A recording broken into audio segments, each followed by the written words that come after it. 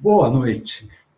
É um prazer estar aqui, por enquanto sozinho, porque o meu amigo e parceiro Hamilton Faria está com problemas de conexão. Essas coisas são imprevistos que acontecem, né? Então vamos aguardar um pouco, procurar esperar que o Hamilton consiga se conectar, né? Enquanto isso, eu vou lembrando aos queridos amigos e amigas que nos assistem, agradecer àqueles que já se inscreveram no canal, acionaram o lembrete, essas coisas. E sugerir a quem está nos assistindo e ainda não se inscreveu, que se inscreva no nosso canal, né?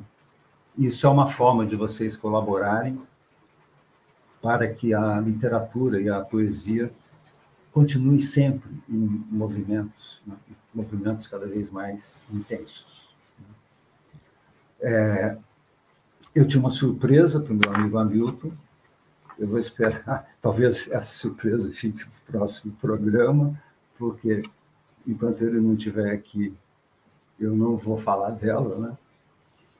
Só deixar vocês curiosos para saber. E eu acho que eu vou começar chamando o nosso convidado, né? Começar a bater um papo com ele até o Hamilton voltar.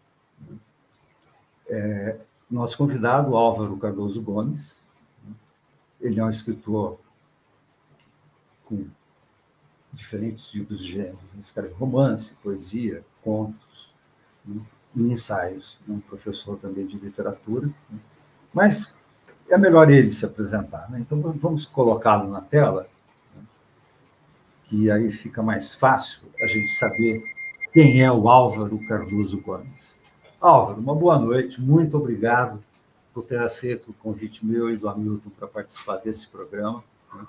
Quero dizer a você que, quando nos conhecemos no ano passado, por indicação de um amigo comum, Celso de Alencar, e aí eu fui atrás de você, encontrei o livro sobre Camões, né? E fiquei fascinado. Eu cheguei para Hamilton e falei: Hamilton, vamos chamar esse homem, porque a literatura dele é fantástica, que depois foi corroborada, né, com essa leitura que você mandou dos seus outros textos, né?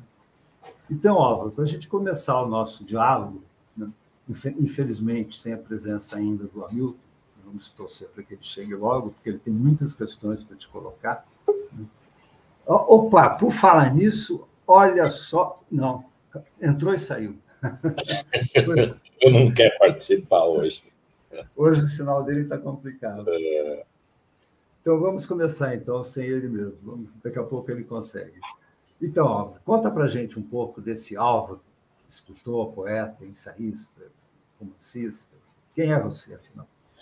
Bem, boa noite a todos. É uma satisfação estar aqui presente nesse programa, que é um evento fundamental para a nossa cultura, sobretudo em se tratando de divulgar poesia e poetas. Eu agradeço muito ao César, ao Hamilton, que tiveram a paciência de ler trechos de minhas obras, ou obras inteiras, ou livros, e depois pensaram num programa em que eu seria, vamos dizer, o centro de atenções. Eu já não gosto muito disso, eu sou uma pessoa meio reservada, meio tímida, não é? Apesar de, na minha vida inteira, eu ter desenvolvido uma atividade que exigia tudo menos timidez. Eu fui professor durante grande parte da minha vida e, portanto, como professor, eu tinha que me mostrar, me exibir aos outros. O professor é uma espécie de ator. Então, eu tinha que exibir uma persona e essa persona me acompanhou durante muito tempo, né? Ao lado de outras atividades que eu desenvolvia desde muito tempo, que é a escrita. Eu sempre fui um escritor. Desde a mais tenra idade, eu me entendo como escritor. Sempre quando falam de mim, Álvaro, o que você é mais, professor ou escritor, eu sempre digo que escritor vem em primeiro lugar. E professor seria uma complementação, né? Seria uma atividade, seria uma profissão, vamos dizer com todas as palavras, né? Foi uma profissão que permitiu que eu pudesse desenvolver minha carreira acadêmica e, ao lado disso, desenvolver minha carreira como ficcionista. Álvaro, você falou uma coisa que me chamou muita atenção nessa sua fala agora, que é o fato de que você começou a escrever desde a mais tenra idade. Né? E depois é que a vida te levou a se tornar um professor, e o professor enquanto profissão. Você nasceu em Batatais. Né? Como é que você desenvolveu esse gosto pela escrita, morando numa cidade do interior que, por suposto contato com a cultura, com outros elementos mais, vamos dizer assim, da indústria cultural, ficam menos acessíveis? Como é que você chegou lá? O que te motivou para se tornar um escritor? Você lembra disso? Tem memória Eu disso? lembro mais ou menos, mais ou menos. Na realidade é o seguinte, a minha família, meu pai e minha mãe, mais do lado da minha mãe, sempre gostaram de ler e, ao mesmo tempo, de escrever um pouco. Minha mãe queria ser escritora. Ela sempre tinha os caderninhos dela em que ela escrevia textos, né? Penso eu que, pelo que eu pude ler um pouquinho ali, seriam projetos de romance. E meu pai, por sua vez, ele gostava de poesia. Meu pai era nordestino, né? Ele gostava muito de literatura, assim, de cordel. Ele tinha muito cordel em casa e ele mesmo escrevia uma coisa ou outra. Então, sempre teve livro em casa. Eu até digo para as pessoas por aí, se quiser que o filho leia, tenha livro em casa. Mesmo que seja para decorar, para enfeitar a estante, tenha livro. Que um dia a criança vai pegar aquele objeto estranho e vai tentar ver o que tem lá dentro, né? Então, eu sempre convivi com livros. E até aconteceu uma coisa curiosa. Quando eu aprendi a ler e a escrever, naquela época a gente aprendia com 7 anos. Não tinha essa coisa aqui de criança de 2 anos, 3 anos, já está na escolinha, lendo, escrevendo, falando inglês, não sei o quê, não sei o quê. Naquele tempo não era isso. Nós entrávamos num grupo escolar completamente analfabeto, né? E no momento que eu entrei e eu comecei a escrever, com 7, 8 anos, eu me lembro que eu já começava a escrever pequenas histórias. E que nas reuniões de família, na cidade de Batatais, onde moravam meus avós, meus tios, meus primos, era costume pedir para o Álvaro ler as suas historiazinhas, que eram histórias fantásticas que eu escrevia, né? Então, eu acho que nasceu aí. A minha paixão pela escrita nasceu concomitantemente com a minha paixão pela leitura. Eu lia muito, eu adorava ler.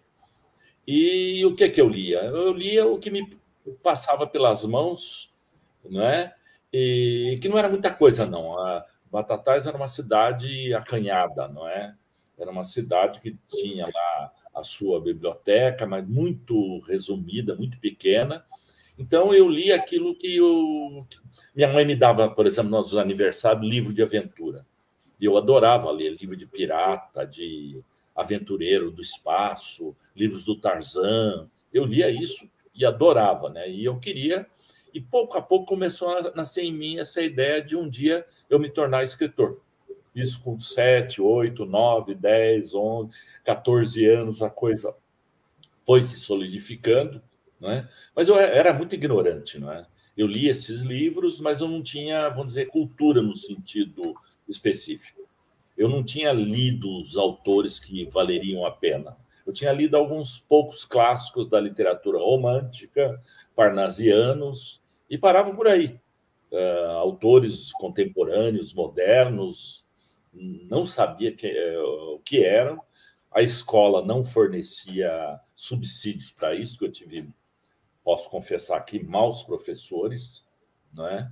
Que não liam, que não davam livros a ler, não é? Isso eu só fui ganhar essa dimensão de ter contato com uma literatura que realmente valesse a pena quando eu me mudei para São Paulo.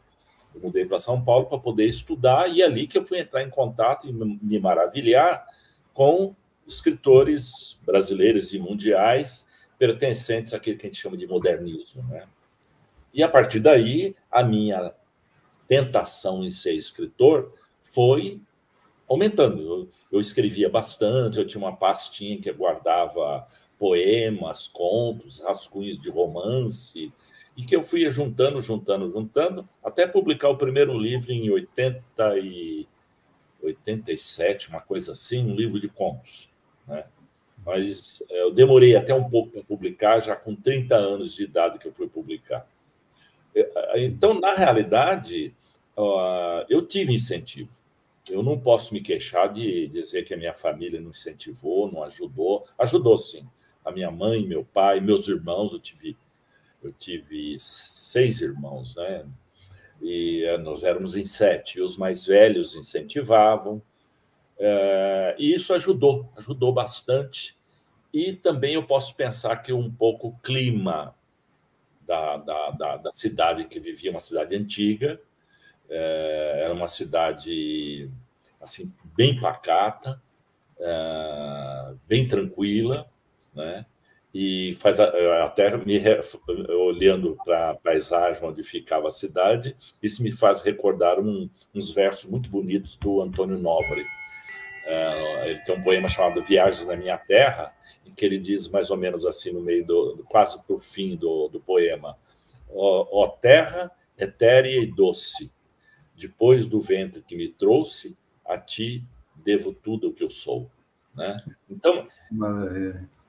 é uma maravilha, né? Essa coisa assim da terra, com a sua atmosfera, às vezes, de sonho, de fantasia, e depois ligada a uma coisa muito importante para mim, que eu achava que era a questão da família, né? Os avós, os tios, aquele grande número de primos, e a gente se reunia no Natal, naquelas festas todas. Então, eu acho que isso tudo é fundamental na formação, pelo menos para mim, é uma opinião pessoal, né? Na formação do escritor, essa espécie de nostalgia de um tempo maravilhoso, um tempo que já foi, que não volta mais, ou que volta indiretamente por meio da literatura, né? Dos sonhos que a gente vai colocando no papel. Maravilha. Álvaro, enquanto você falava, eu fiquei super feliz porque o Hamilton apareceu aqui na minha linha para ser introduzido na sala. Mas durou poucos minutos. Ele caiu de novo. Que está acontecendo? Não, e o pior é que ele tem muitas questões, assim, muitas coisas que gostaria de perguntar dessa tua vivência, né? No processo seu formativo. Vamos torcer para que ele volte logo, né? E vamos continuar nosso papo. Vamos continuar no que puder, né? Você acabou de citar um trecho aí de um poema do Antônio Nobre, né? E eu me lembrei, nas nossas reuniões prévias de pré-produção, os poetas homenageados, dentre eles o Antônio Nobre. Né? E aí eu não me lembro agora quem foi que colocou a questão da diferença entre poeta maior, poeta menor. Né? E aí eu combinei com o Hamilton, falei, Hamilton, essa temática eu não vou deixar passar em branco na conversa com o Álvaro, né? Porque eu achei a tua leitura dessa questão muito interessante e necessária, né? Porque, principalmente num momento em que a gente está vivendo, onde todos os limites, né, todos os critérios que definem o que é uma obra de arte, o que é um poema, se desvanecem, né? E a colocação que você fez, eu entendi como uma interpretação muito adequada ao momento poético que a gente está vivendo, e ao mundo digital que a gente está vivendo, essas mudanças de relações e tal. Gostaria que você falasse um pouquinho sobre essa poeta menor e o poeta maior, né? Antes de você falar dos outros poetas que você quer homenagear hoje. Vamos dizer que o Antônio Nobre, que deu origem a essa conversa, seja o primeiro. Essa questão é uma questão polêmica, né? Há quem não aceite esse tipo de coisa, né? Em termos de arte, penso eu, deve sempre entrar a questão do valor. Tem que entrar. Para que a gente possa estabelecer parâmetros ou estabelecer aquilo que a gente chama genericamente uma palavra que passa a ser detestada, que é a palavra cânon, né? O cânon da literatura, porque o cânon da literatura ocidental, por exemplo, coloca como parâmetro de escritor Homero, Shakespeare, Dante e outros mais, e não coloca determinados indivíduos que concorreram com esses mesmos autores. Então, eu acho que é uma questão de valor. Em poesia, em pintura, em música, nós sempre temos que encarar a questão de valor. Então, por exemplo, pintura. Pedro Américo é um bom pintor, um pintor técnico, não é? Tecnicamente é bom, é competente. Mas não se pode, por exemplo, querer comparar o Pedro Américo com a Anita Malfatti, que era um gênio na pintura. A qualidade da pintura dela, do modo de ver o mundo, é bem superior à do Pedro Américo. Em poesia, a gente tem a mesma coisa. Nós podemos estabelecer padrões, valores, no que diz respeito ao que é um poeta maior, Camões, por exemplo, Fernando Pessoa, Drummond, Cecília Meirelles e assim por diante, e poetas que, do meu ponto de vista, são de segunda, terceira ou quarta categoria, né? E isso baseado em quê? Baseado no modo como o poeta encara o mundo e as coisas, trazendo novidade para a gente, não só novidades temáticas, como novidades formais. Não é? Então, eu tinha até citado para vocês aí um poeta que eu acho que não é um gênio de poesia, é um bom poeta, é o Antônio Nobre. Que eu gosto de ler, eu gosto muito de ler o Antônio Nobre, eu acho muito comovente. É comovente o modo como ele representa a sua infância perdida, o seu relacionamento com a terra, com a mãe, com o lar, tudo isso é importante. Mas ele tem a expansão do imaginário dele tem a sua limitação. Ele é um poeta, às vezes, um pouco derramado, um pouco sentimental demais, não é? Que impede, por exemplo, que ele tenha a complexidade de um Fernando Pessoa.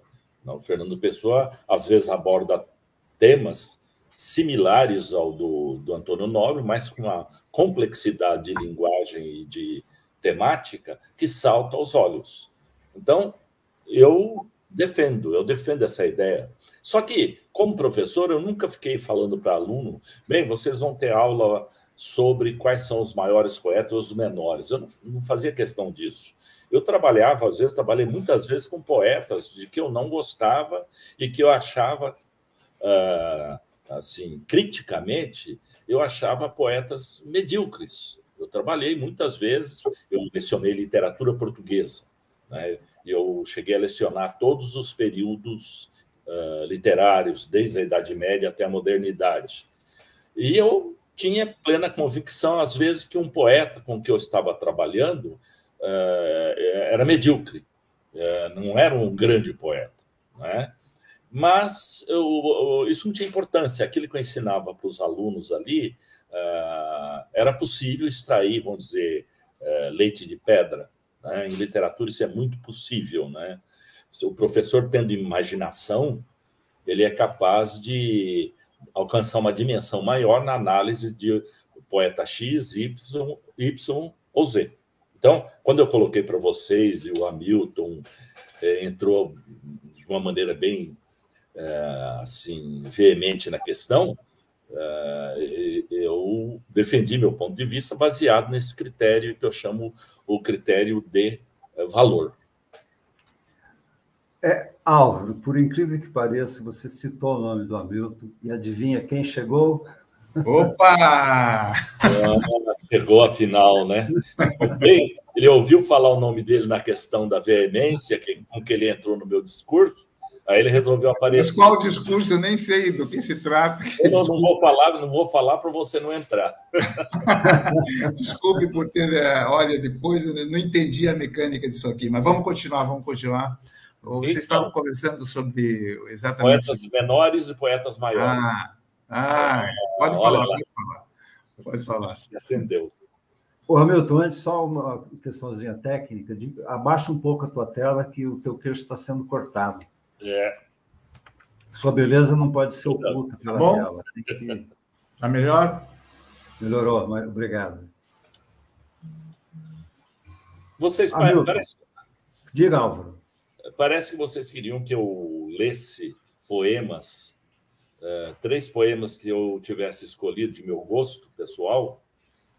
Leio agora ou deixo para Seria bom, Álvaro, mas como o Hamilton chegou agora, e eu queria perguntar para o Hamilton se ele conseguiu acompanhar a nossa conversa, porque tem algumas coisas que ele gostaria de perguntar para você. Então, antes de concluir essa parte, que é a homenagem aos poetas que você vai fazer, vamos ver com o Hamilton se ele tem alguma... Olha, eu não acompanhei, mas pegando assim a pista da primeira parte do programa, eu não sei se vocês chegaram a conversar sobre a infância e a formação do Álvaro em Batatais, depois em Americana, aqueles saraus lá que ele fazia. Ele se inspirou em alguns livros, inclusive, se inspirou em alguns livros importantes, talvez o best-seller dele, né, na época, né, dos anos 80, A Hora de Amar, né, A Hora do Amor, né? Hora do Amor. A Hora do Amor foi inspirado numa ambiência de Americana, né? Isso. Eu vivia algum tempo na cidade de Americana e ela serviu de cenário para vários romancezinhos que eu escrevi para jovens. Entre eles, o meu best-seller, né, é um romance chamado A Hora do Amor, que teve uma grande saída, né? É um livro que tem mais de 40 anos, se não me engano. Hoje em dia ele não é tão adotado assim, mas houve uma época em que ele era uma espécie de xodó das escolas, dos leitores, né? E é um livro em que eu procuro reconstruir, vamos chamar uma infância perdida, não é? Não é biográfico, no sentido estrito da palavra, mas eu diria que é um romance que contém muito daquilo que eu fui, que eu vivenciei quando eu era adolescente na cidade americana. E que eu procuro resgatar a questão do baile, do primeiro amor, de namorada, de amigos, de amizade, dos confrontos entre os jovens e a família ou a escola. Então, foi um romance que marcou muito a minha vida como escritor. Agora, Álvaro, é uma pergunta, eu fico assim bastante instigado, vamos chamar assim, pela adesão do jovem a esse livro, especialmente esse livro A Hora da Luta também, Hora da Luta, né? Isso. Né? Também, que a ambiência já é outra, né? Da ditadura, etc. E eu cheguei a ver um vídeo de uma jovem dois jovens que me impressionaram falando sobre seus livros. Eu, francamente, nunca tinha visto jovens com aquela idade falar de livros de um escritor já formado, etc., quer dizer, como aconteceu com esse livro. E explicando e desejando para os colegas lerem, dizendo que estava nas escolas, que estava assim, mas com entusiasmo, que é uma coisa muito impressionante, não é porque estou na tua frente desse jeito, mas é uma coisa muito impressionante, o entusiasmo do jovem em relação ao livro, né? O que aconteceu com esse livro foi o seguinte: a literatura infanto-juvenil teve um boom, a coisa de uns 30, 40 anos atrás, 30 anos, vamos dizer. Ela era marcada por uma coleção da editora Ática chamada Coleção Vagalume. É uma bela coleção, reúne muitos autores brasileiros, mas ela tinha uma característica. Geralmente eram livros de aventura. Os jovens viviam aventuras, né? Misteriosas, passado no espaço, ou passado na floresta, seja o que for, né? Aí, quando eu criei esse livro, A Hora do Amor, ele rompe um padrão, porque é o primeiro livro, quer me parecer, na época, não hoje em dia, na época, que trazia um herói negativo entre aspas, que é um jovem chamado Beto, que vive uma série de incertezas na vida, incertezas em relação ao futuro dele, à profissão, em relação à família, e vive um amor que lhe é negado e que ele tenta conseguir de todos os meios, mas ele é usando o poema do Drummond, ele é um gauche, né? Gauche na vida. Gauche na vida, ele é um gauche, né? Ele não tem nada de especial, ele não é bonito, ele não dança bem, ele é atrapalhado, ele só faz coisa errada, né? E ele tenta se afirmar neste mundo em que se exige do jovem ou que se exigia dos jovens, que ele seja certinho, né? E ele não, ele quer seguir o próprio caminho. Na realidade, esse livro nasceu sob inspiração de um romance norte-americano que eu amo de paixão, eu acho maravilhoso, que todo mundo conhece, que é o Apanhador no Campo de Centeio, né, do Salinger, né? Lá nós vamos ter o herói gauche por excelência, o jovem, né? Então eu acho que esse livro pegou porque os jovens liam e falavam: nossa, eu também sou como ele, eu posso ser como ele, eu não preciso ser o super-herói, o menino 100% certo, não é? Então, eu acho que por isso que pegou bem esse livro meu nessa vertente da literatura juvenil.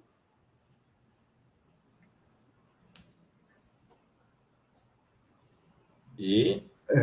Álvaro, voltando então à questão dos poetas, né? Como é que quais são os poetas e poemas que você selecionou para nós? Da tua preferência, dentre os muitos que você gosta, que você selecionou. Bem, o César e o Hamilton prepararam uma armadilha para mim, né? Quando eles me propuseram, escolha 3 autores da sua preferência, ou 3 poemas da sua preferência, para trazer aqui para ler para vocês, né? É uma armadilha porque, puxa vida, eu li muito na minha vida, né? Adoro ler, sempre leio, sempre li. E li muita coisa, eu conheço muita gente, né? E também desconheço muita gente. Aí eu falei assim, bem, eu vou por uma intuição, eu vou escolher, eu tenho 3 poemas aqui que eu trouxe para ler, que eu particularmente eu gosto muito deles. Eu vou usar esse verbo, gostar. Eu gosto muito deles. Eles me dizem muita coisa, né? Então eu vou ler aqui para vocês. O primeiro dele é Camões. Um poema de Camões, né? O Camões, você sabe, escreveu muita coisa, mas ele escreveu sonetos de amor maravilhosos. Então, o que eu tenho aqui é esse. Quem vê, senhora, claro e manifesto, o lindo ser de vossos olhos belos, se não perder a vista só em vê-los, já não paga o que deve a vosso gesto. Este me parecia preço honesto, mas eu, por de vantagem merecê-los, dei mais a vida e alma por querê-los, onde já não me fica mais de resto. Assim que a vida e alma e esperança e tudo quanto tenho, tudo é vosso, e o proveito disso eu só o levo. Porque é tamanha bem-aventurança o dar-vos quanto tenho e quanto posso, que quanto mais vos pago, mais vos devo. Então, o Camões aqui desenvolvendo aquela poesia cortesã que lembra a cantiga de amor, servidão, a servidão amorosa do poeta em relação à mulher, né? Que ele fecha o poema que quanto mais vos pago, mais vos devo. O segundo é um belo soneto também, um belo soneto do Antônio Nobre, né? Que também me veio à cabeça. Já que tinha falado tanto de Antônio Nobre, vou ler um dos poemas mais bonitos, eu talvez acho que do meu gosto pessoal é o mais bonito que ele escreveu. Ó virgens que passais ao sol poente, pelas estradas ermas a cantar, eu quero ouvir uma canção ardente que me transporte ao meu perdido lar. Cantai-me nessa voz onipotente o sol que tomba aureolando o mar, a fartura da seara reluzente, o vinho, a graça, a formosura, o luar. Cantai, cantai as límpidas cantigas, das ruínas do meu lar desaterrai todas aquelas ilusões antigas que eu vi morrer num sonho como um ai. Ó suaves e frescas raparigas, adormecei-me nessa voz, cantai. Então, o que eu gosto desse poema aqui, é belíssimo, né? É a ideia da recuperação daquilo que a gente chama de memória involuntária. Ele recupera por intermédio de uma canção, uma música sensitiva, sensorial, que desperta nele as imagens do perdido lar. Mas vocês podem ver que as imagens do perdido lar são todas elas metafóricas, né? É vinho, a graça, a formosura, o luar. Ele quer recuperar um estado de graça, que ele só tem quando ele ouve essas raparigas cantando, né? O terceiro poema é de um poeta que eu gosto muito, ou poetisa, como dizem, né? Que é a Cecília Meirelles. Ela anda um pouco esquecida, as pessoas têm colocado, não têm dado a devida atenção a ela, mas ela é maravilhosa, ela tem coisas belíssimas. E um dos poemas que eu peguei para ler aqui para vocês chama-se Motivo. Eu canto porque o instante existe e a minha vida está completa. Não sou alegre nem sou triste, sou poeta.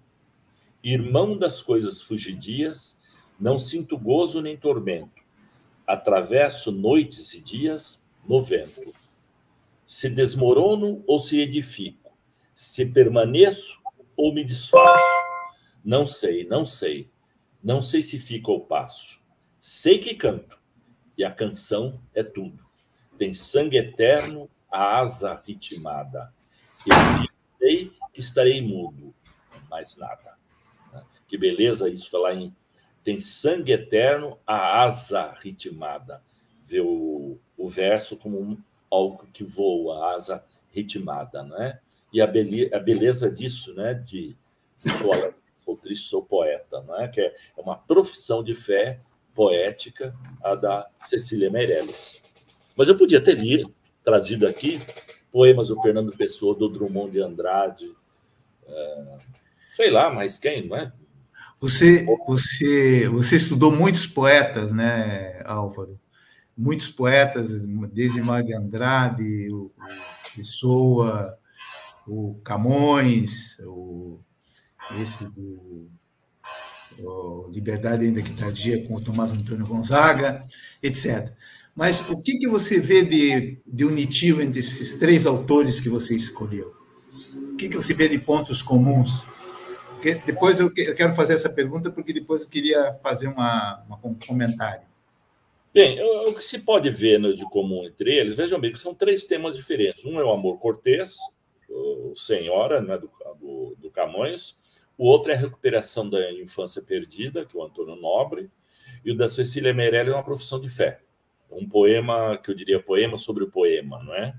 Que é uma tendência até tendência mais moderna, né?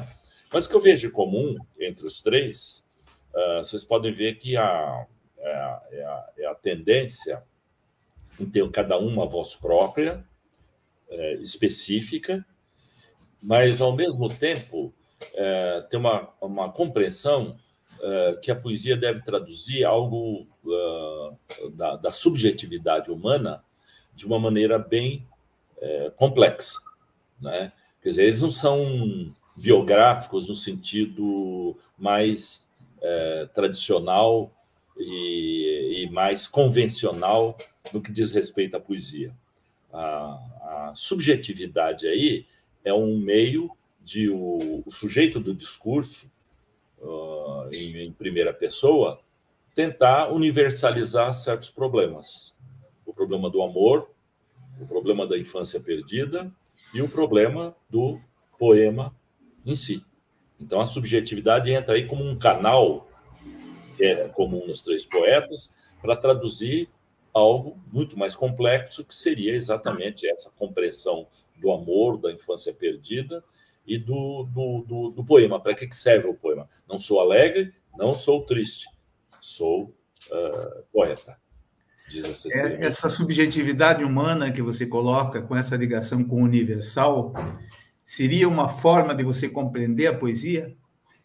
Seria uma das formas. É uma das formas, né? Que a gente sabe que a poesia, mais que a prosa, muito mais que a prosa, é a manifestação do sujeito, da subjetividade, por meio de imagens, né? Não por meio de um discurso,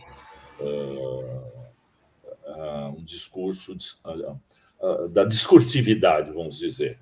Então, é traduzir certos aspectos complexos da realidade, estabelecendo uma ponte entre o mundo, o sujeito e o mundo. O poema nasce dessa intersecção entre o sujeito que contempla o mundo e tenta traduzi-lo por meio de imagens.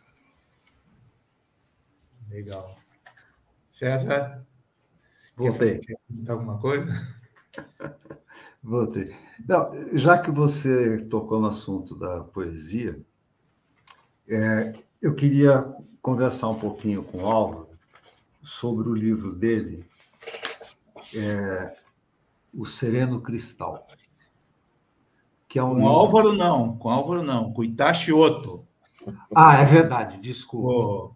A gente treinou, ensaiou, e você me comete uma eu tenho um problema de memória terrível. Só que agora a gente vai ter que explicar para o nosso público o que está acontecendo, porque eles boiaram, né? Por favor. Então, vamos lá. É que na conversa com o Álvaro, na nossa reunião de pré-produção, a gente conversou sobre o livro dele, Sereno Cristal, né? E aí a gente descobriu que o verdadeiro autor qual o nome mesmo? Eu sempre tenho dificuldade. O Hamilton. Como? O nome do verdadeiro Itachi Ōto. Itachi Ōto. Itachi com H. Com H. E não o Álvaro. Né? Não, e aí eu fiquei impressionado. Por quê? Né?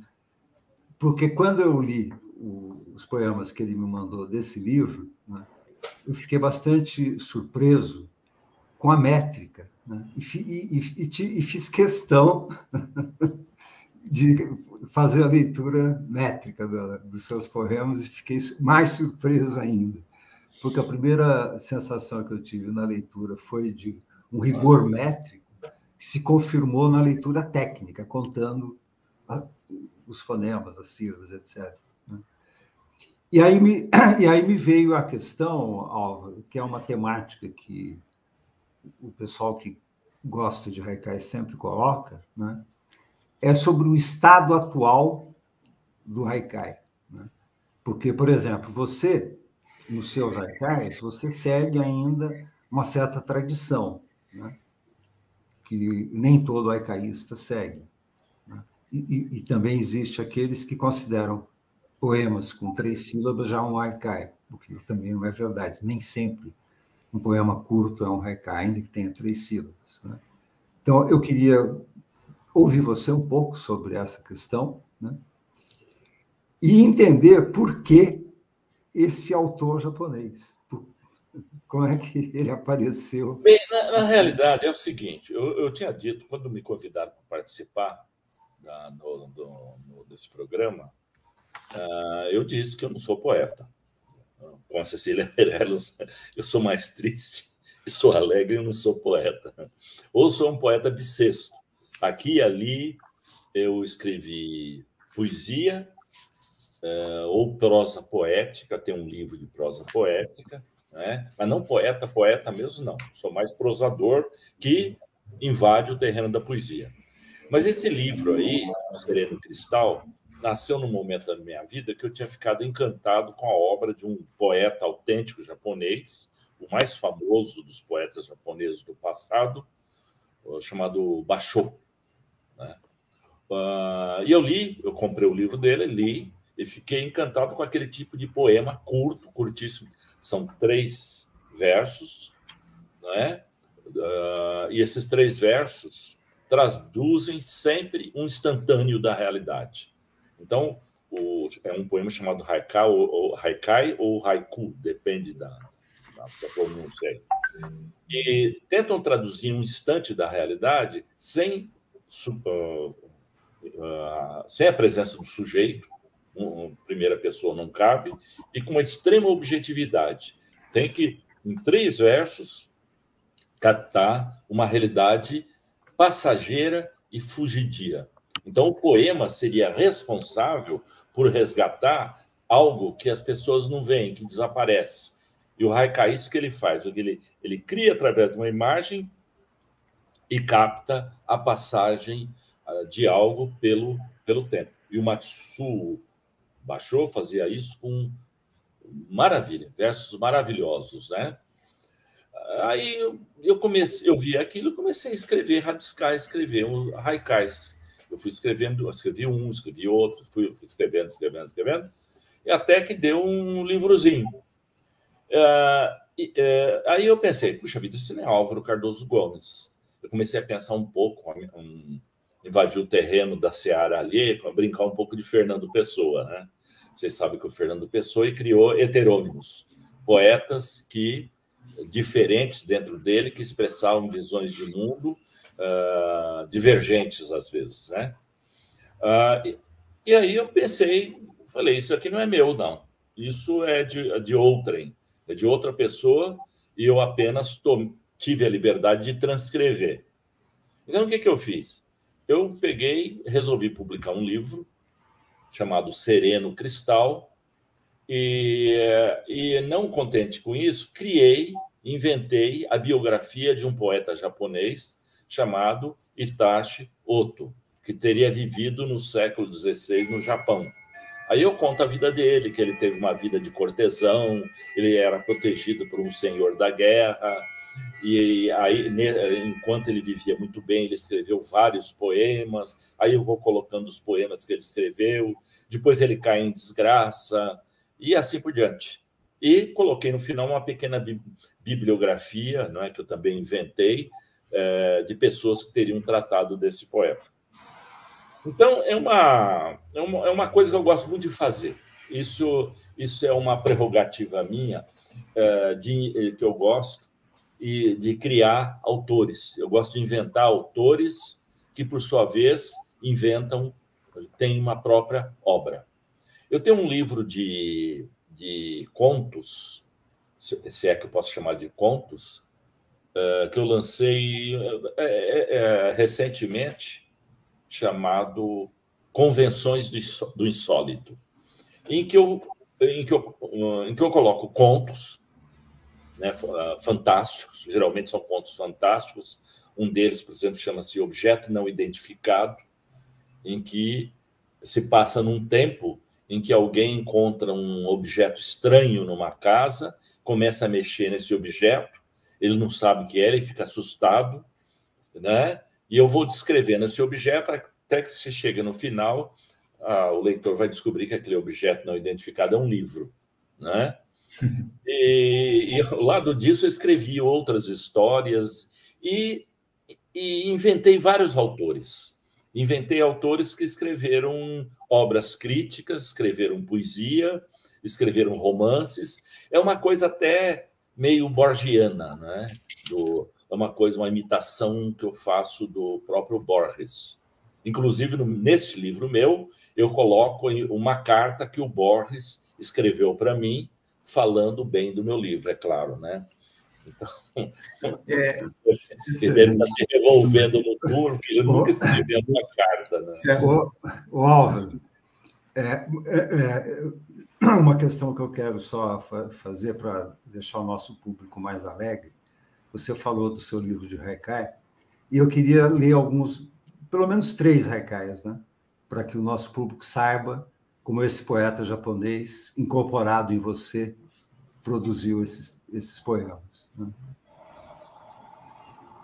O mundo espelho ressona, salta rano charco e rompe o gélido ventre.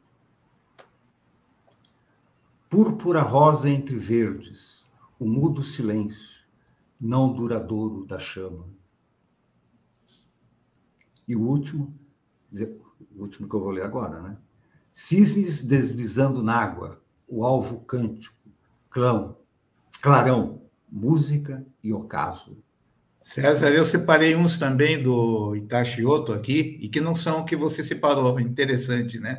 Vamos dar de presente para o público. Só um coincidiu. Conhece um pouco o trabalho desse japonês. Beijo do Orvalho na Rosa. Esse você leu? Beijo do Orvalho na Rosa?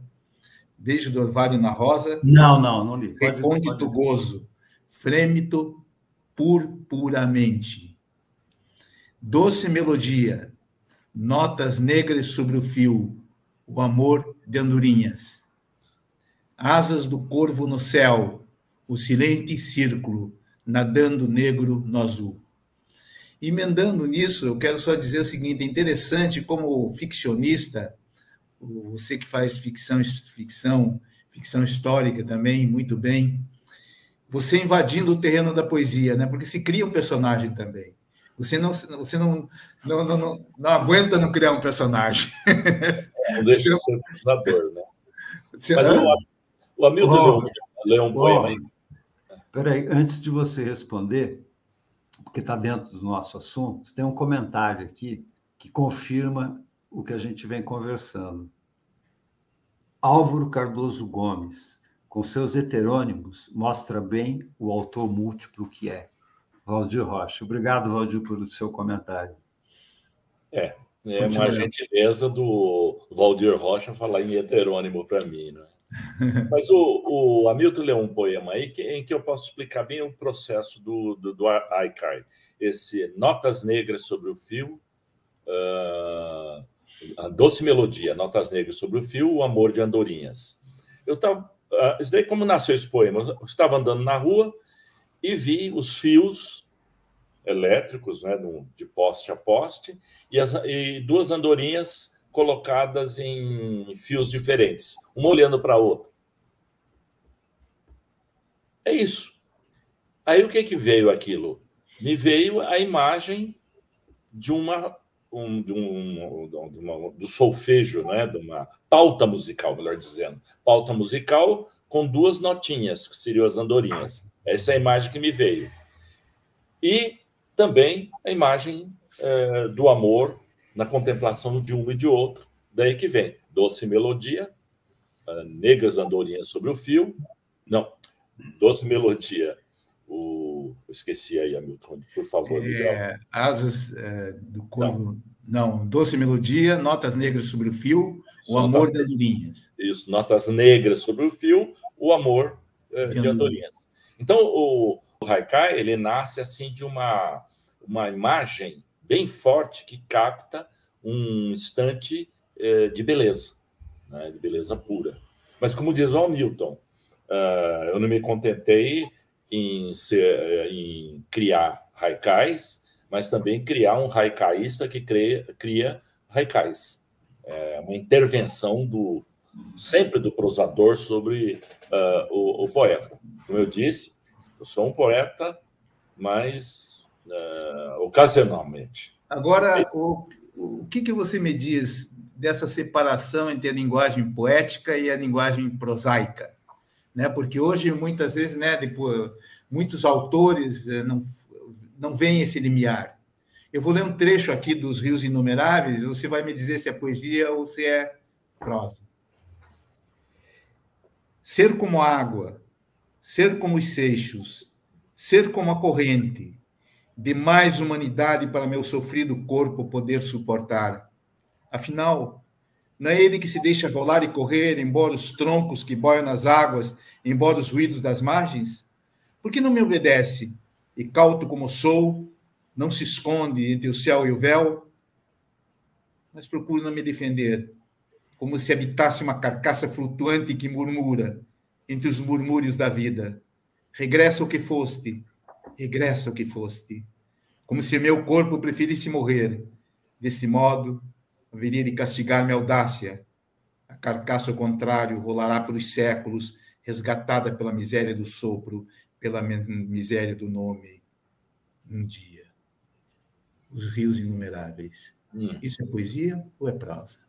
Bem, aí nós chegamos a uma questão que é muito complexa.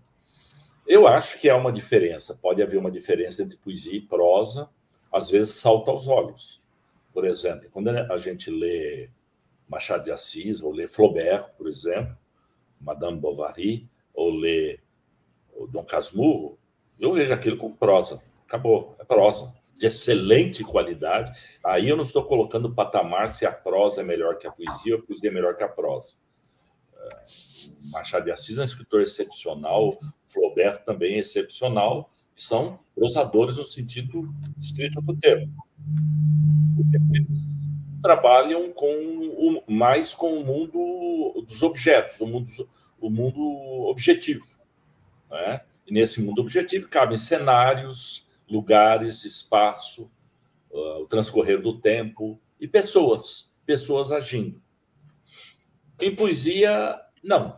Poesia, do meu ponto de vista, de maneira geral, é mais a subjetividade que se manifesta, não é? Por meio de imagens. Agora, há um momento em que as coisas, às vezes, podem se aproximar. Nós vamos encontrar em alguns autores, às vezes, essa manifestação da subjetividade por meio de imagens dentro daquilo que se convencional chamar de romance ou de conto. É possível. As fronteiras não são lá muito nítidas. Mas ninguém vai dizer para mim que Machado de Assis não é prosador, que Machado de Assis é poeta. Sim. A não ser se utilizar a palavra poeta no sentido mais amplo. Poética, né? De poética, né? De poética, né? Ele tem uma linguagem, não sei se é poética do Machado de Assis, é uma linguagem brilhante, maravilhosa, temperada pela mais alta ironia, né? Mas eu não posso entender que se chame Machado de Assis de poeta, né? Ou que se chame o Camões de prosador, a não ser na parte mais histórica lá dos Lusíadas, em que a gente diria que é quase prosa rimada, né? Porque a questão também não é questão de rima, hein?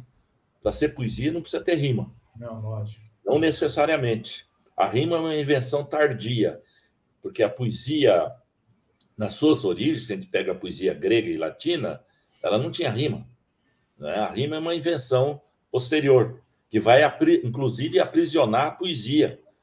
Os poetas vão correr sério risco de ficarem aprisionados pela métrica, pela rima, né? Então, esse trecho do meu romance, que eu chamo de romance em prosa, Os Rios Inumeráveis, eu daria um nome como uma prosa poética. Exatamente. Ela é uma prosa, mas a prosa contaminada fortemente pela poesia. E isso a gente percebe em outros autores também, fazendo bem melhor que eu. Por exemplo, o Baudelaire tem um livro de poemas, pequenos poemas em prosa, que são belíssimos, né? O próprio Cruz de Souza escreveu também um livro de poemas em prosa. Então, vários autores, às vezes, escolhem esse caminho híbrido, em que se dá a fusão entre a prosa, se entendermos como uma linha contínua, e não como verso, né? Mas impregnado de subjetividade. Porque também a gente pode ver o contrário. Às vezes a gente lê certos poemas rimados, bem rimados, bonitinho, bem construídos, que são prosaicos, que a subjetividade ali é quase nula. Isso me faz lembrar, por exemplo, aquele poema um poeta como um bom poeta, um bom artesão, que é o Alberto de Oliveira, o parnasiano, né? Sim. Ele descreve um vaso chinês, ou ele descreve um vaso grego, né? Que ele viu um vaso em cima de um contador, tinha um desenho de um mandarim, não sei o quê. É pura prosa rimada, né? Ele é uma narrativa em versos, bem feitos, com contagem rigorosa de sílabas, com rimas perfeitas, mas não deixa de ser prosa. Então, para ser poesia, eu sempre digo, para ser poesia é preciso ter essa subjetividade que vai se manifestar sempre por imagem, vai trazer imagens do mundo.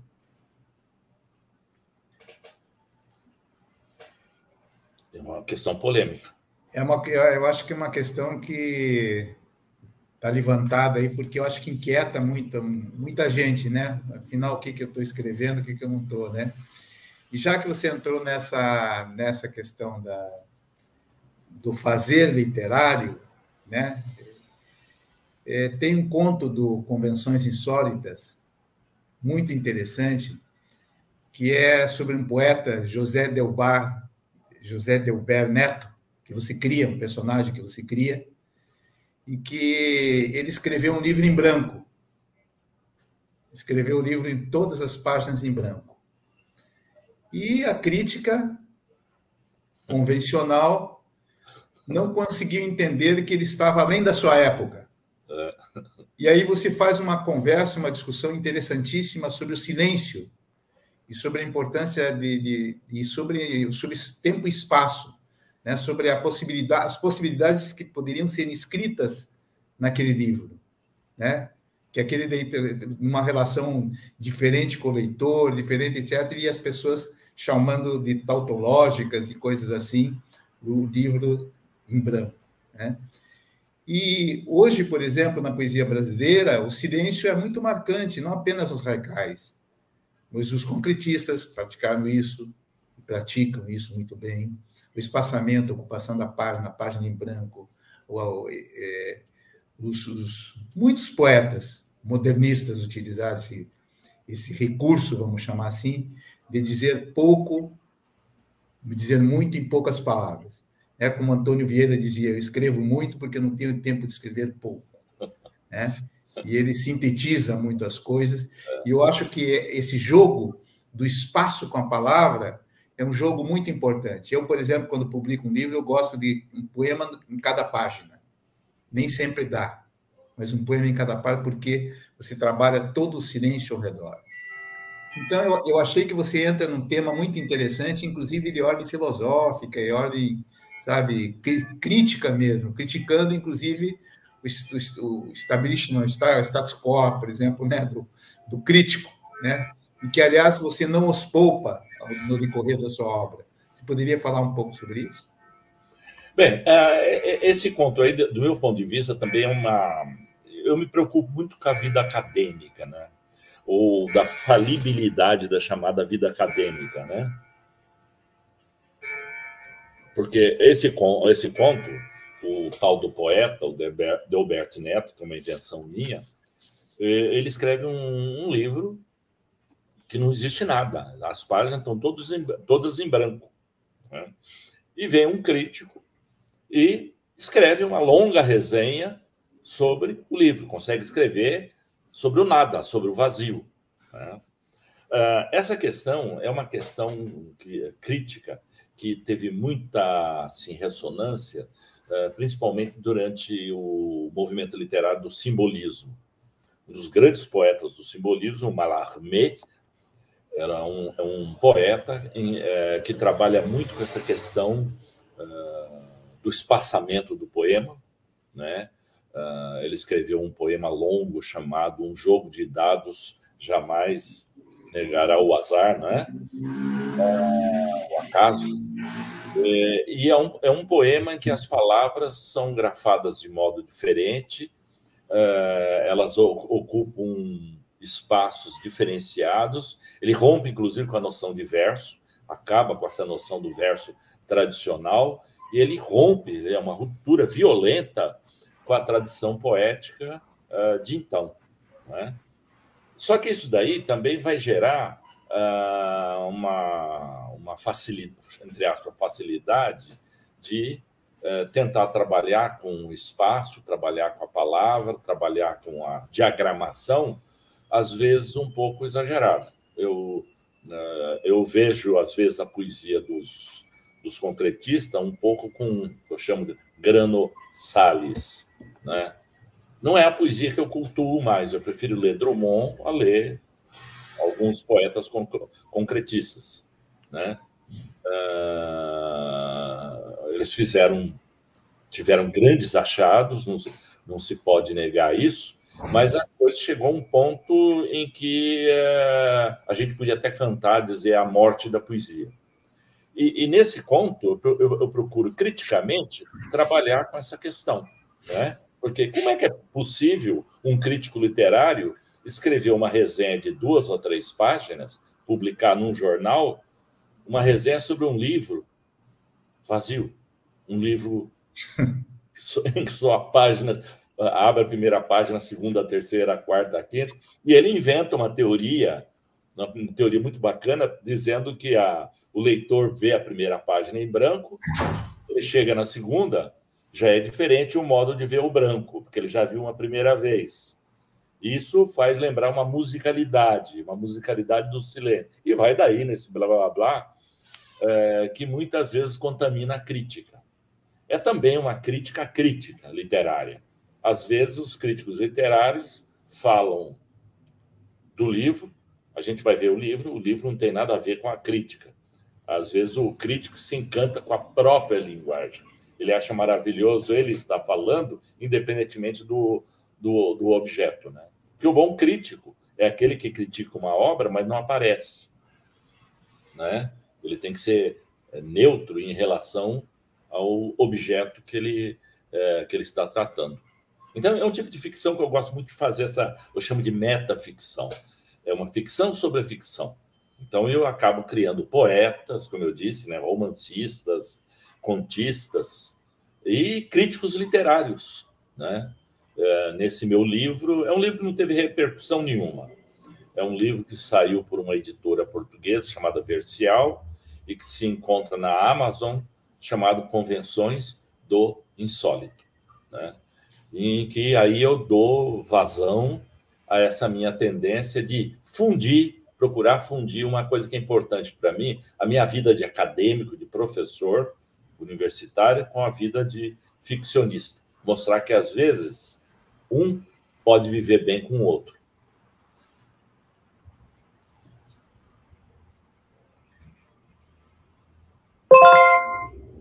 César está sem microfone. Sem som, César. Para variar, eu sempre dou essa mancada. Eu acho que o meu público já está acostumado.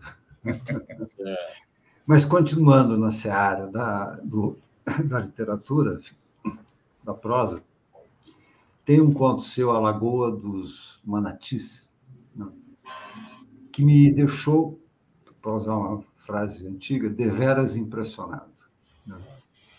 E eu vou tomar a liberdade, para que o nosso público tenha pelo menos uma pequena pílula da tua literatura ficcional, né?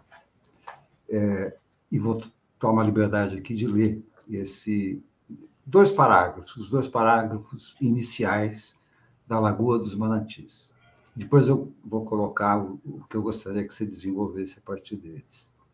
Um dia, e morre a luz e nascem as trevas, onde o corpo obtuso penetra, e as borbulhas envolvem-no, como que criando o espaço do incriado, e as algas, o verde repasto, boiam, e ergue-se do fundo lodoso a poalha, que se coagula neste abismo imemorial, matriz do sono e da devassidão onírica, e a obtusidade ganha com elegância o fundo, e longe, muito longe, ficam o azul, o farfalhar da copa dos coqueiros e a novidade sempre crescente do universo de ruído e cores, e a beatífica feiura descansa, e o corpo desafia a perfeição, e a beleza e volta a instaurar um momento que seja da esperada identidade.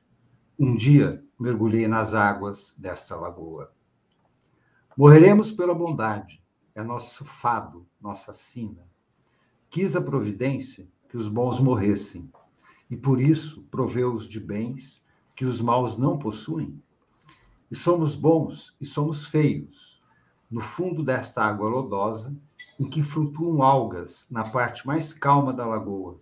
Contemplo uma minha companheira, uma delas somente, que as outras brincam ou dão de mamar aos filhos. Na impossibilidade de saber como sou, já que só posso ver parte do corpo, mais especificamente a ponta da cauda, contemplo minha companheira. Não importa quem seja, serei como ela, a cara redonda, os olhos pequenos, o corpo gordo, braços e pernas curtos, a cor paradacenta, mas sobre ela, como se fosse sobre mim, exerço meu direito de macho, mostro-lhe as folhas mais tenras, levo-a a passear pela lagoa e fecundo-a para que tenha filhos como eu, como ela. Reconhecida, ama-me com um afeto corpóreo, esfregando as rugas do couro contra meu couro, fiel mesmo quando copula com outros, porque os outros também são como eu. Esse conto em particular, eu fiquei absolutamente surpreso, porque ele trabalha uma subjetividade de forma intensa, né? Mas, ao mesmo tempo, você dá pistas onde o narrador não chega a ser um ser humano. é o couro dele alisando o couro dela. Quer dizer, a relação erótica é de couro, não é pele, é couro com couro. Né? E ele mergulha na lagoa. Não é exato. E aí eu me lembrei, quer dizer, da literatura fantástica. Quer dizer, esse conto você poderia chamá-lo de fantástico? Sim. Porque a imagem que ele me trouxe foi de seres míticos, né? Meio homem, meio bicho, meio... E, ao mesmo tempo, você coloca a questão da identidade, a questão da reprodução da espécie, né? A questão moral, né? Ele, enquanto animal, né? Ele volta à condição animal. Ele tem várias mulheres, não há uma regra social que coloque esse limite, né, da sexualidade, portanto, da reprodução. Então, eu gostaria muito de ouvir você sobre isso, até porque a sua literatura voltada para o público mais adulto, vamos chamar assim, né? Porque um jovem talvez tenha um pouco mais de dificuldade com esse tipo de literatura, contrasta muito com aquela literatura que você produz, daquela série da FTD, né? Que é fascinante. O Camões como espadachim, por exemplo, é fantástico, né? Você faz um... E é de um envolvimento à leitura, né? Que você começa a ler o livro e não quer parar, né? Na sua literatura adulta já é mais reflexivo, né? E apesar de você dizer que a poesia trabalha mais a subjetividade e a literatura um pouco mais os objetos, eu acho que é uma mescla tão grande, né, nesse teu estilo literário, que eu diria até que a sua prosa é mais poética mesmo. Eu queria te ouvir um pouco a respeito disso. Bem, esse ser aí é um manati, né?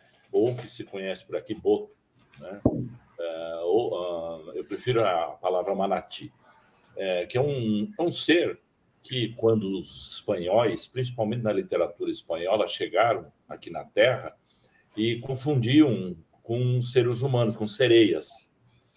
E eu tinha lido, na época que eu escrevi esse livro aí, eu tinha lido um livro de um amigo meu peruano, infelizmente já falecido. Ele escreveu um belo livro chamado Esplendor de Manatis, Ocaso de Sirenas, Esplendor de Manatis.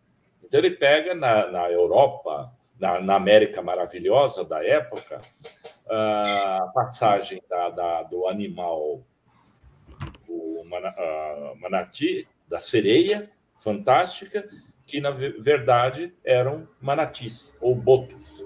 É um animal mamífero que vive nas águas. Mas, na realidade, esse fragmento aí está inserido dentro de um livro que eu reputo particularmente, eu gosto muito, eu acho que dentro de tudo que eu escrevi, talvez seja o melhor livro.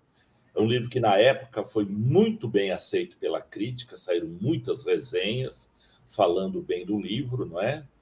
E é um livro muito complexo. É um livro ali em que eu manifesto, dou vazão a toda vou chamar minha virtuose com a linguagem. Esse livro, na realidade, chama-se Os Rios Inumeráveis. Rios Inumeráveis. Conta o quê? É um livro feito de 9 livros, de propósito, 9. A gestação humana, não é? E eu conto o seguinte: o livro começa com a vinda de um português para o Brasil, junto com a esquadra do Cabral. Ele é um degredado, que se chama Fernão Matias Ribeiro. E ele é um sem vergonha, ele não vale nada, ele não presta. Ele é um espadachim, ele se mete em confusão na metrópole e ele é degredado para o Brasil. E quando ele chega aqui, ele se encanta com a terra e resolve se adaptar. Ele vê uma índia bonita, vai atrás dela, né? E se adapta aos costumes indígenas. Ele é absorvido antropofagicamente pelos indígenas. Então, ele se chama Fernão Matias Ribeiro, né? O nome dele é proposital, porque, inclusive, a palavra Ribeiro é ligada a rios, né?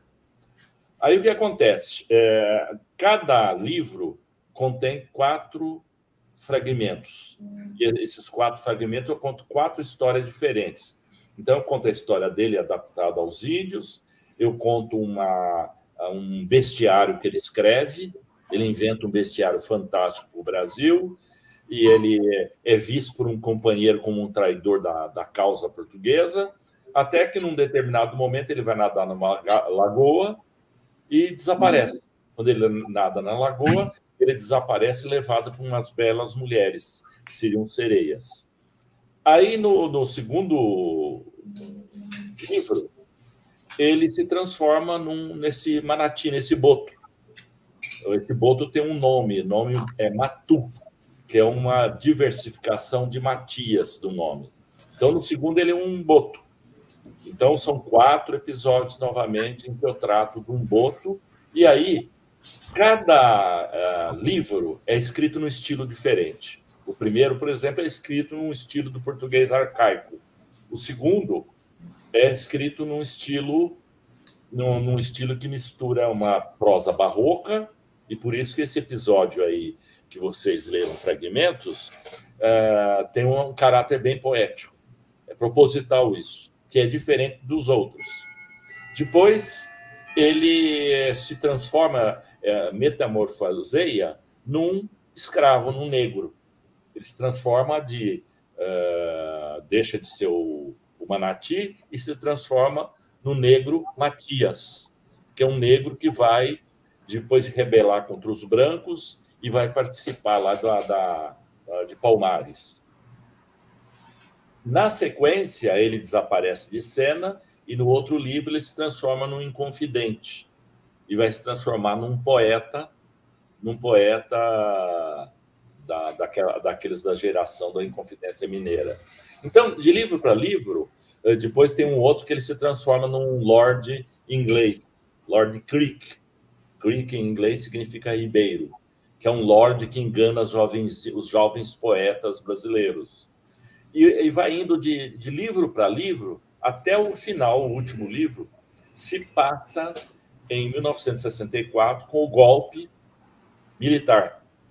E a personagem que vai vivendo metamorfose, ele se chama Fernando Ribeiro. No episódio anterior, ele se chama Fernanda, ele é uma mulher. E nesse que ele é homem novamente, Fernando Ribeiro, ele é um sujeitinho alienado. Ele é um homem que coleciona cartões postais.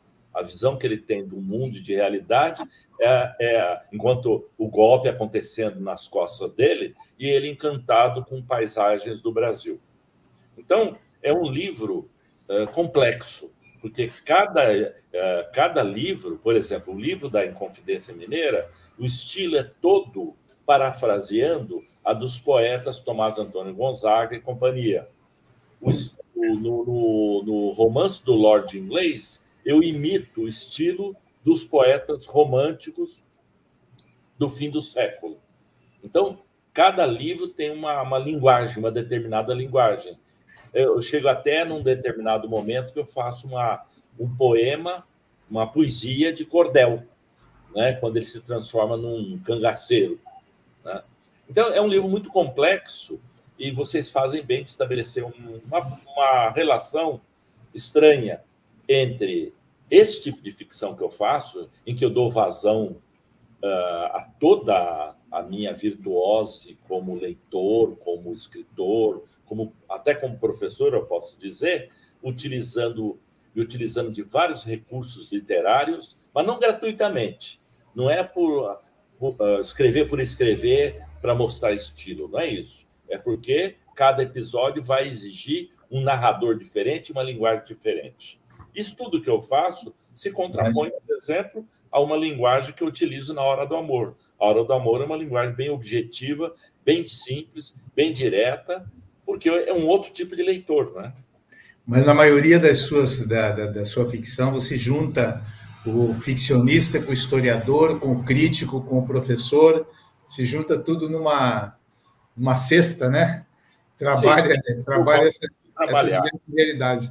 É muito interessante isso, porque, e até eu ia te perguntar, como é que você com uma obra tão vasta, tão múltipla, né, com tantas linguagens, e escreveu mais de 80 livros. Como é que você combinou o ato de ser professor universitário com carreira no exterior, inclusive, pesquisador em Portugal, mas a sala de aula, vamos dizer, que exige uma racionalidade grande. Eu e o César somos professores, sabemos disso, vivemos anos e anos na universidade, intramuros, exige uma racionalidade pesada e crítica, né? Crítica dos pontos fora da curva, vamos dizer assim, porque tem um cânone, né? Na universidade, tem uma forma de ser. E a literatura é a rebeldia, a literatura é a desobediência, a literatura é sair dos padrões. Como que você trabalhou essa tensão? Né? Porque, por exemplo, quando eu estava dando aula, era muito difícil pensar em poesia. Ao contrário, quando pensava em poesia, não pensava em sala de aula. Quer dizer, e aquilo ali me rachava inteiramente. Eu falei, pô, qual é a minha? Né? É poesia, é sala de aula, é a carreira, é o texto acadêmico? O que é? Então, eu queria que você falasse um pouco, porque é muito importante um escritor de sucesso como você chegar nesse ponto e com uma carreira fantástica de literatura portuguesa na universidade. Bem, na realidade, eu acho que eu sou escritor. Antes de tudo, a minha vocação mesmo é escritor. Eu fui professor por acaso. Eu posso dizer isso sem tentar desrespeitar meus alunos, que me respeitavam muito, gostavam de mim. Acontece o seguinte, que quando eu cheguei em São Paulo para estudar, eu queria estudar, fazer universidade, não sabia o que fazer. Eu fui fazer letras por uma única razão, porque tinha literatura, né? Eu gostava de história, mas não era a minha praia. A minha praia era fazer um curso que não pertencesse às ciências exatas, Deus me livre, né? Filosofia não me encanta. Eu leio alguma coisa de filosofia, mas eu acho abstrato demais, não é a minha praia também, filosofia, né? Eu vi ali o curso de letras, mas eu não sabia que eu ia ser professor. Depois que eu fui descobrir que, para poder sobreviver, que eu tinha que dar aula. E comecei a dar aula, não é? Foi difícil o começo, e me transformei num professor. E o Hamilton diz tudo aí, quer dizer, como professor, você tem que ter uma disciplina. Você pode ser um professor aberto, ensinar de um modo diferente do convencional, pode fazer tudo isso, mas você tem um programa a cumprir e tem que passar determinados conteúdos para os alunos, da melhor maneira possível, para não se transformar num professor chato, um professor fora de prumo, né? Agora, eu diria que eu tive sorte de dar aula numa universidade como a USP. A USP é fantástica, apesar da crise, porque vem passando, ou porque sempre passou. Porque a USP, eu sou muito grato à USP, porque ela me deu chance de poder sobreviver bem, com um salário bom e com tempo livre para pesquisa, para escrever. Porque eu adoro escrever. Não só literatura, mas também eu gosto muito de escrever ensaio, não é? Escrever artigos de literatura. Eu sempre gostei disso. E na universidade eu era pago para dar aula, orientar alunos, aula na graduação e na pós, orientar aluno e pesquisa. Isso é muito importante, a universidade cobra a tal da pesquisa. Hoje em dia cobra mais ainda do que cobrava na época. Hoje em dia o professor de universidade ele tem que ser um escritor de artigos, tem que produzir 2 artigos de alto nível por ano, né? Então, não foi difícil conciliar, não. Eu diria até que eu conseguia conviver bem com isso, né? Trabalhando na universidade, fazendo as minhas pesquisas, escrevendo. Eu pertencia a uma equipe muito boa lá de literatura portuguesa e nós tínhamos vários projetos de livros, né? Eu escrevi muita coisa lá sobre o simbolismo, sobre a história da literatura portuguesa. Então, eu escrevi muitos livros assim nessa área estritamente acadêmica. Não me incomodava, não. E, ao lado disso, eu ia desenvolvendo a minha ficção, né? É claro que a minha ficção, como vocês bem observaram, ela é múltipla, ela tem várias faces. Ela tem uma face bem complexa, que a gente vê em livros como Os Rios Inumeráveis, vê num outro livro que eu gosto muito também, que se chama... Oh, meu Deus do céu, como é que se chama o livro? Panarquia. Não, Panarquia é o mais recente agora. Eu escrevi um Concerto Amazônico. Concerto Amazônico é um livro em que eu imagino que o Pedro Álvares Cabral se associa ao Pominha para fundar, hoje, no dia de hoje, para fundar uma nova capital no Brasil chamada Cabralha. E na inauguração da cidade eles vão chamar várias pessoas. E essas pessoas são de épocas diferentes. Então eles chamam, por exemplo, o Carlos Gomes, chamam o rei Dom Sebastião, chamam um filósofo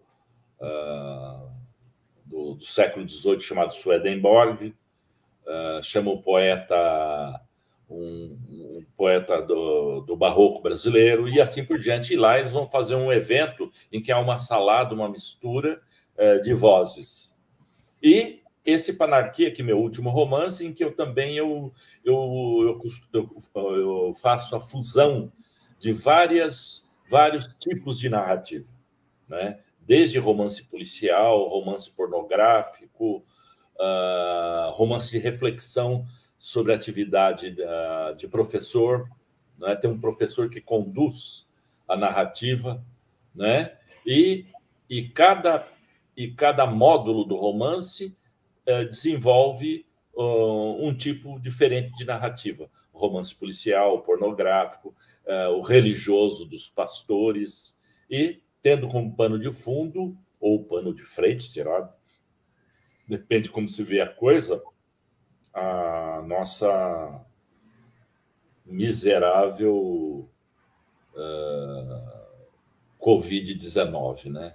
Que provocou um caos terrível na nossa vida, no nosso cotidiano. Então, esse último romance meu, Panarquia, ele tem um parentesco com esses Rios Inumeráveis pelo modo como eu construo, sem obedecer aos padrões tradicionais daquilo que se chama romance, né? Então, são obras mais complexas que exigem um leitor um pouco mais sofisticado, vamos dizer. Muito bom.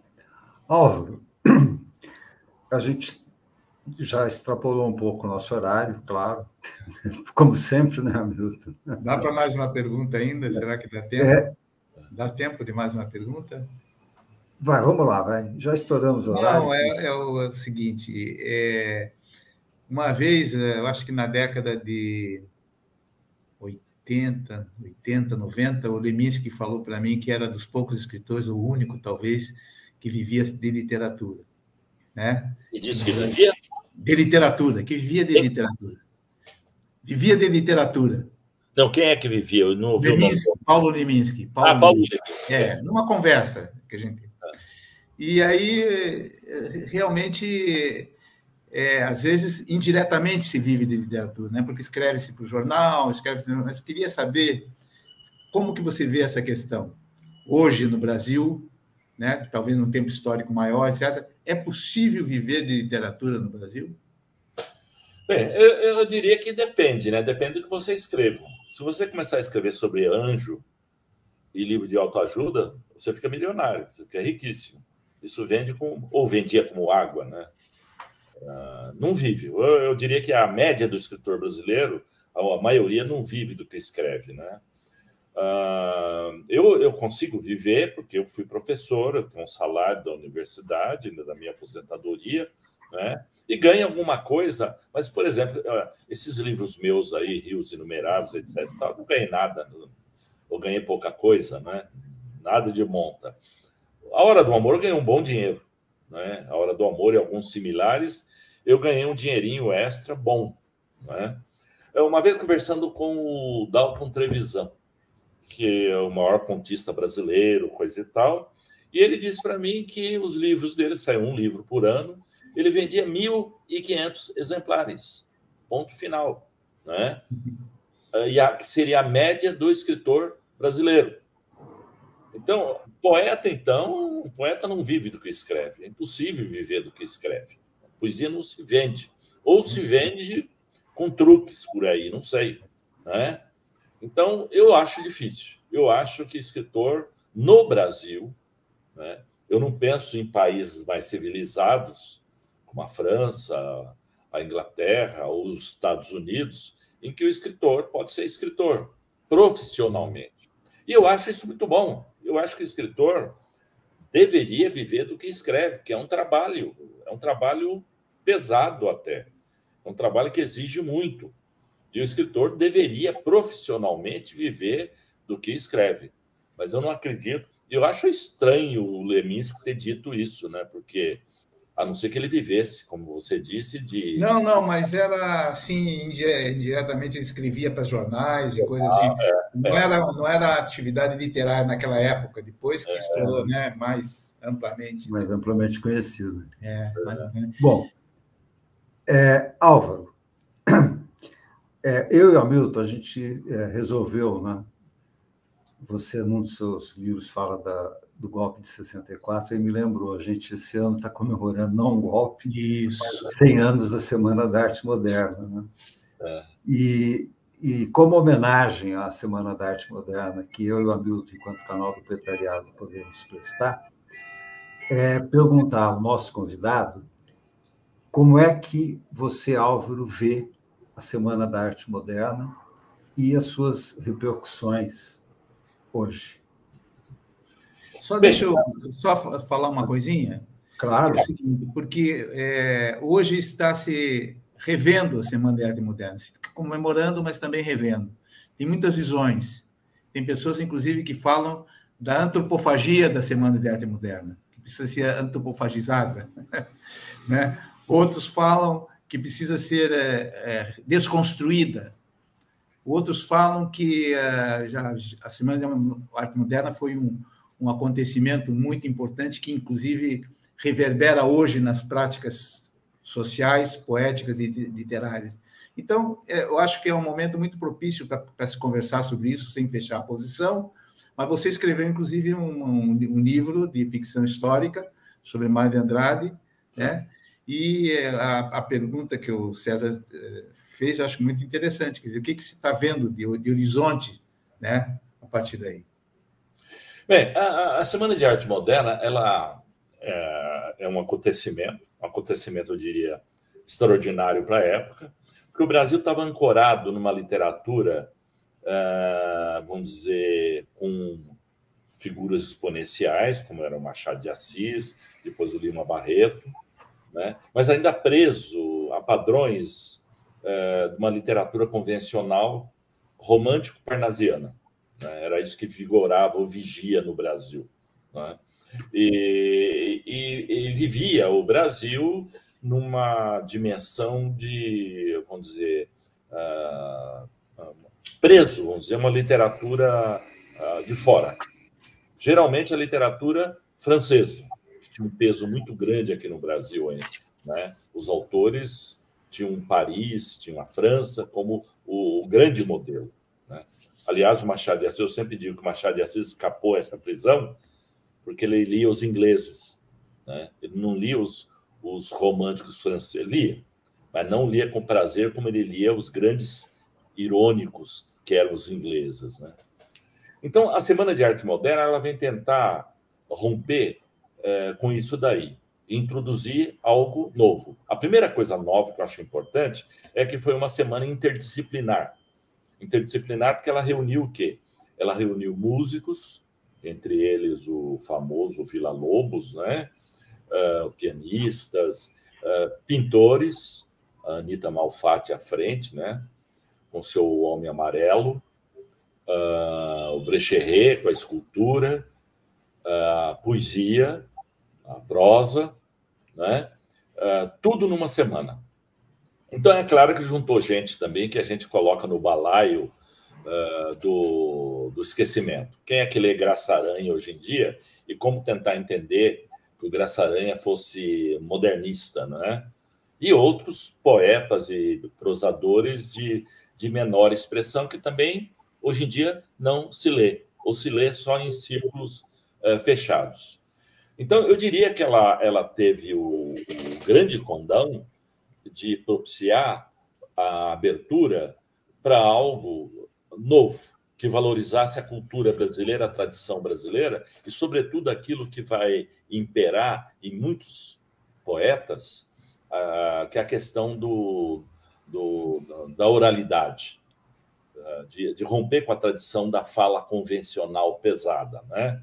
Então, eu diria que reverbera bem a Semana de Arte Moderna, depois em dois grandes exponenciais que participaram, não com muita atividade, mas participaram pouco, que são o Mário de Andrade e o Oswald de Andrade. O Mário de Andrade, já em 22, logo depois da semana, publica um livro que é fundamental, que é o Paulicéia Desvairada, né? E o Oswald de Andrade, alguns anos depois, publica algo que é fundamental, que é os seus manifestos de antropofagia, né? E que to be or not to be, que ele também contesta essa tradição europeizante. E, a partir daí, vão surgir líricos fantásticos nessa nova linha poética baseada no princípio da oralidade, que vão ser o Bandeira, com a poesia fantástica do Bandeira, e, mais adiante, o próprio Drummond. Então, eu diria que eu gosto de usar essa expressão latina, com grano salis. A gente tem que examinar a Semana de Arte Moderna não como algo em si, mas sim naquilo que ela trouxe de revolucionário na época para mexer com o meio acanhado, que continuou acanhado por muito tempo ainda, porque não teve a Semana de Arte Moderna não teve assim muita repercussão na imprensa, muito pouco, né? Levou muita paulada de uns e outros. Então, eu diria que hoje, vendo 100 anos depois, vendo a Semana de Arte Moderna, nós temos que ver com muito respeito, com muita honestidade. Nós temos que ver que aquela gente toda que tentou, de uma forma ou de outra, trazer para o meio acanhado, que era o brasileiro, o paulista, trazer um novo modo de ver a pintura, a escultura, a música, a poesia, a prosa, né? E que eu diria que até hoje ainda nós continuamos com um meio acanhado. Eu acredito que o Brasil evoluiu, o Brasil cresceu, culturalmente, inclusive, não é? Mas a cultura aqui continua escanteada, né? A poesia, lê-se pouca poesia, publica-se muito, há muito poeta, há muito prosador por aí, mas lê-se pouco, né? E talvez merecesse uma chacoalhada similar àquela da Semana de Arte Moderna. Então, eu acho que tem que, com todos os defeitos, com todos os problemas que trouxe, com tanta gente de segunda linha que participou ali, né, com boa vontade, mas gente que não... Plínio Salgado, por exemplo, é um escritor que depois ele, ou já na época, se encaminha lá para o fascismo, né, com aquele verde amarelismo dele. Então, eles flertam com o fascismo, vão confundir nacionalismo ou brasileidade com fascismo, né? Vai ter isso também, nós temos que encarar. Mas, vendo criticamente, é possível ver, é possível enxergar valores muito bons na Semana de Arte Moderna e ver também coisas que devem ser deixadas de lado, deve ser visto sempre com uma postura crítica. Muito bem. Muito obrigado, Álvaro, pelo seu depoimento. Eu prometi no começo do programa, não sei se o Álvaro lembra, que eu tinha uma surpresa, né? Mas eu não podia fazer surpresa porque o Hamilton não estava presente. O Hamilton não sabe disso, tá, Álvaro, querido público, né? Que é o seguinte: o Hamilton está lançando um livro. Vou compartilhar aqui. Eita! Meu Deus! Sentou E aí eu não podia. Eu já me ganhei, porque eu amo gatos. Maravilha. Eu tenho 3. Eu não podia encerrar o programa sem falar desse livro, até porque tem falar. quantos anos, Hamilton? 2 anos, né? Que esse livro está para ser impresso. Né? Que Hamilton, conta um pouquinho para a gente, antes da gente se despedir do nosso público querido e do Álvaro, né? Um pouco esse livro. E a história dos gatos é uma história complicada, mas eu não vou tomar muito tempo do programa. Eu tive um trauma muito grande quando na minha infância, né, que uma tia minha matou 7 gatos meus, né? Fiquei absolutamente possesso. Desculpe falar. E depois me afastei dos bichos, etc., e me reencontrei na maturidade com os gatos. E acho os gatos uma figura assim de ficção, de prosa, de poesia, de mistério, de religiosidade, de yoga, de união, de totalidade. Eu acho os gatos uma coisa absolutamente fantástica, né? E hoje eu acho que sinto que eu tenho uma irmandade com os gatos. Não pertenço só à comunidade dos seres humanos, pertenço também à comunidade dos seres vivos, e neles o gato ele ganha um papel muito importante, tanto na vida como na poética, para resumir. Obrigado, Hamilton. Parabéns. Já está marcado o lançamento? Não ainda. Oh, que pena. Vamos ficar de olho, então. Vamos ficar de olho para que a gente possa presenciar. Mas isso aí não estava no programa, hein? Não estava, é por isso que eu falei. No por começo isso que você pediu a capa do livro. Eu estava preocupado, porque enquanto você não aparecesse, você não podia fazer isso. O César fez muito bem.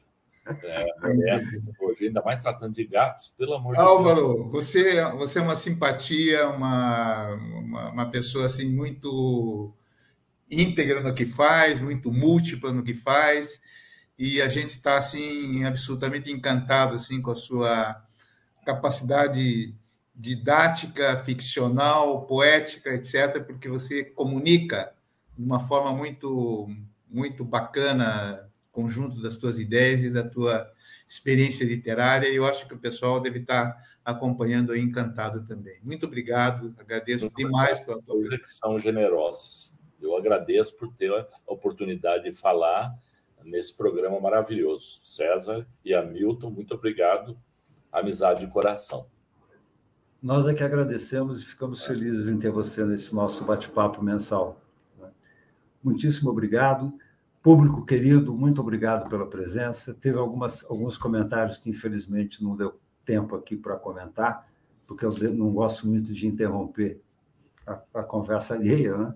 Então, peço desculpas aí ao pessoal que... Tem um comentário que saiu hoje no Face, numa das postagens que eu fiz do Álvaro, de um poeta do Rio Grande que chama Renato de Matos Mota.